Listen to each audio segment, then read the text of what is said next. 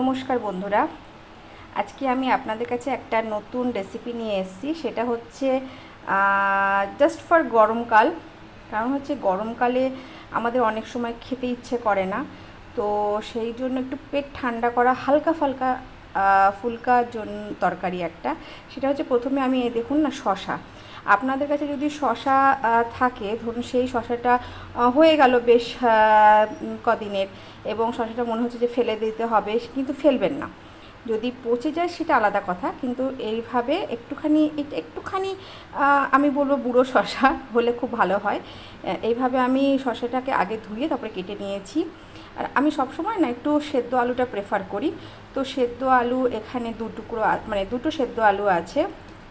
আচ্ছা, এই দুটো গেল হচ্ছে মেন ইনগ্রিডিয়েন্টস। তার মধ্যে লাগবে হচ্ছে, দেখুন, চেরা কাঁচা লঙ্কা, ফোড়নের জন্য শুকনো লঙ্কা, আর এখানে রয়েছে রাঁধুনি ফোড়ন। কেউ কেউ যদি পাঁচ ফোড়ন দিতে চান তো দিতে পারেন, আমি রাঁধুনি ফোড়ন দিয়েই করব।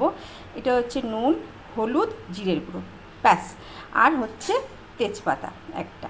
এই সামান্য মানে উপকরণ দিয়ে আপনাদের এই তরকারিটা করে খাবেন, দেখবেন খুব সুন্দর লাগবে। চলুন শুরু করি। কড়াইটা আমি আগেই বসিয়ে দিয়েছিলাম, গরম করে নিয়েছি, এবং সামান্য এতে সর্ষের তেল, আপনারা রিফাইন অয়েলও ইউজ করতে পারেন। তেলটা একটু গরম হোক। তেলটা গরম হয়ে গেছে, তার মধ্যে দিলাম আমি হচ্ছে তেজপাতা, ভেঙে দিলাম শুকনো লঙ্কা আর রাঁধুনি।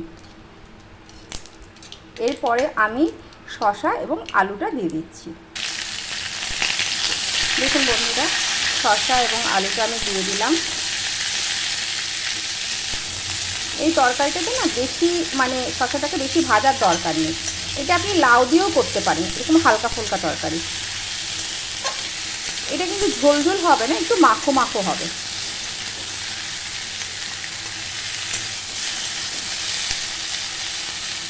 একটু ঢাকা দিয়ে দিই, আমি একটুখানি এটাকে নেড়ে নিচ্ছি।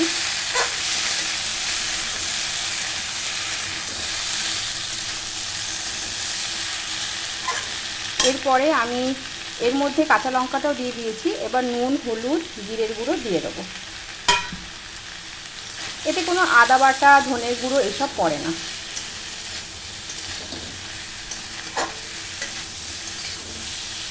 দিয়ে একটু ভালো করে নেড়ে নিই। বন্ধুরা, আমি এটা খুব ভালো করে নেড়ে নিয়েছি, যাতে মশলা, যে গুঁড়ো মশলাটা আমি দিয়েছিলাম তার যদি কাঁচা ভাবটা চলে যায়, গন্ধটা। এরপরে আমি এর মধ্যে জল অ্যাড করব। জলটা আপনারা পরিমাণ মতন আপনাদের বুঝে দেবেন, যেহেতু আমি এটা মাখো মাখো হয় তো। আর এমনিতে কিন্তু একটু শশা থেকে জল একটু রিলিজ করে। এবার আমি এটাকে ঢেকে দিয়েছি, ফিরে আসছি। এটা আমার অলমোস্ট সেদ্ধ হয়ে গেছে, অলমোস্ট না, সেদ্ধই হয়ে গেছে।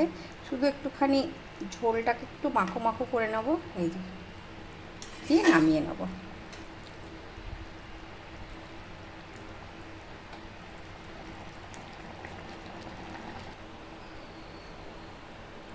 আমার শশার তরকারি রেডি। ভালো লাগলে অবশ্যই জানাবেন।